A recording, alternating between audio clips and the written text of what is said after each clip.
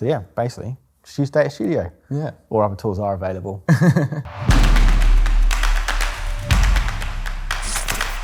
So a tool that we use on a daily, or in my case, hourly basis is the affectionately named Movers and Shakers report in Google Data Studio, which is... Still not a fan of the name, but I'm quite aware, but we're the fly. Yeah. So obviously that came about as a solution to a problem. It was... Yeah, I think it's one that's born out of a little bit of frustration around the rigidity and the lack of flexibility you have with some of the tools and data sources that we use on a day-to-day basis. If you obviously Search Console, it's one of the things that I've quite often found myself is that you'll be looking at the data. It's hard to almost get it out of there, and it can sometimes be a bit of a cumbersome process to get that out. Yeah. So I know obviously you yourself live in Search Console, I live in analytics, and what I really wanted to do was solve that problem of Search Console. Is it 1,000 rows you limit to the data at a time? And in analytics, you're up to 5,000, obviously a little bit more, but it's one of those ones where you can only really go so far with those default databases and reports. So we've started to build out these tools that really allow you to go past those bog standard reports and start to really learn and get more from the data. Yeah. And it's like the Google Search Console example, that's typically 2 reports. You've got the separate queries report and a separate landing page report. But with what Josh was able to do within Data Studio was just to bring them next to each other effectively, and you can see the performance of a particular query against a landing page, and then get the clicks and impression data and click-through rate and wherever else you need to analyse. But historically that would have been harder work and it would have been more cumbersome, like you were saying. But that's across the board, isn't it? It's not just Google Search Console, which every SEO loves. We're lucky to have a number of different pieces of software to use, which all have millions of rows of data. We were talking about one the other day, which had sort of 300 keywords within that database, and that's just limited to one tool. But again, what Josh was saying, we don't want to be limited to the default reports. What can we use? What's going to make it useful effectively, I suppose? Yeah, it's also about, I think, getting those efficiencies, because running those exports from all different tools, it's a long process, and then you each time have to come back and then rewrite out all of your formulas, make sure things are linking up properly, validate your metrics, whereas using the tools such as the search, sort of the movers and shakers, we can automate that process. And we've also built in a 4-week rolling view of the data, so you've always got on the pulse information. You've got a 3-month view of the data, 6-month view of the data, which are all things, if you wanted to do that in Search Console as it is, I'd probably say about a couple of hours to do that or so. Yeah, because you have to run 6 exports, well, 12 exports, link them all up, whereas with the movers and shakers tool, you can get that data at the touch of a button. And I think one of the real beauties of that is it gives you more time to do what is going to make a difference. Yeah. Because it just essentially makes your time for data processing 0. And let's not forget as well the efficiencies across the board.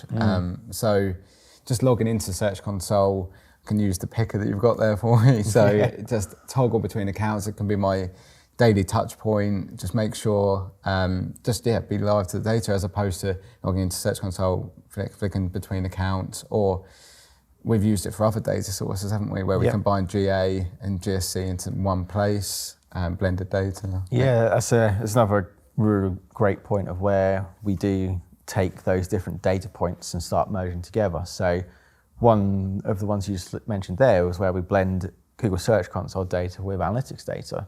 If we look at the landing page, someone comes through to this website buyer, what we're able to do then is start to take Search Console query data, line that up against performance metrics. So we can have a look at a particular landing page, see how much impressions it's got, what the click-through rate is like, but then also quite easily, these reports are built into GA, but using something like Data Studio, we can start to visualize the data. So then we can quite easily see from Google Search onto how many goals were completed, how many revenue, revenue-based transactions were completed, and start to really understand where those high-value landing pages are, and using things like as I was talking with the team the other day, one of my favourite charts, the scatter graph. You can quite easily group your top performing pages together, your doing okay ones, and your low performing pages, and you can again take that information forwards into PPC, where we should be bidding on different keywords based on your Google search insights. That's exactly the point. There's so many use cases. Like we've got a number of reports, like again that one you just mentioned, combining what's working well on paid with organic, and sort of looking at the visibility versus what's doing well in terms of paid conversions and clicks. So it's just marrying them up.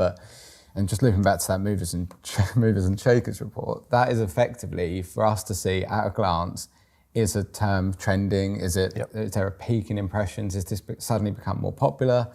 And typically there's two main reasons why you'd see such increases in impressions, whether hopefully that any changes you've done, any optimization work around that keyword, but it might just be, it's just a massive increase in search interest around this topic.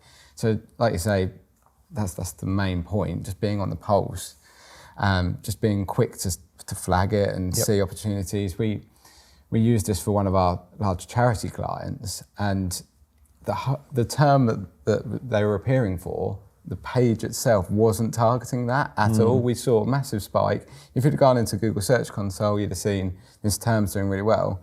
But I could see straight away the associated landing page, and then, okay, I know what I need to upcycle or update to add value around this new target term effectively. So it's a whole sphere of opportunity there. Yeah. And I know Data Studio is used by a load of SEO professionals. Like there's that Lee Hurst book that I mentioned, that's predominantly for an SEO audience.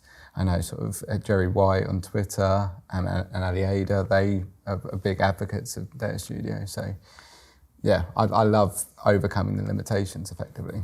Yeah, it also sort of, I guess it links into one of my other tools I've recently launched, which was the Google Analytics data quality checker.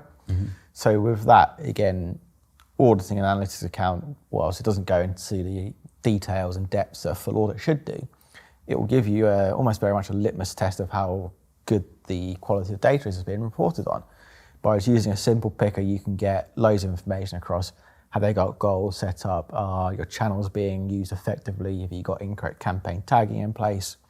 And have you got any personal information appearing, URLs? So that's, again, another example of where we can use a tool such as Data Studio to really seamlessly and easily get data from a traditionally hard location to get information from, and just make it super easy for anyone to get access to it and really start learning, analysing, understanding, getting to grips with the data.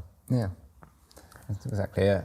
And I think across the board, really, I know I don't want to contradict myself and say, obviously as SEOs and wider data professionals, we love data. We want to get as much information as we can, but it's pulling it back and making it as relevant as possible.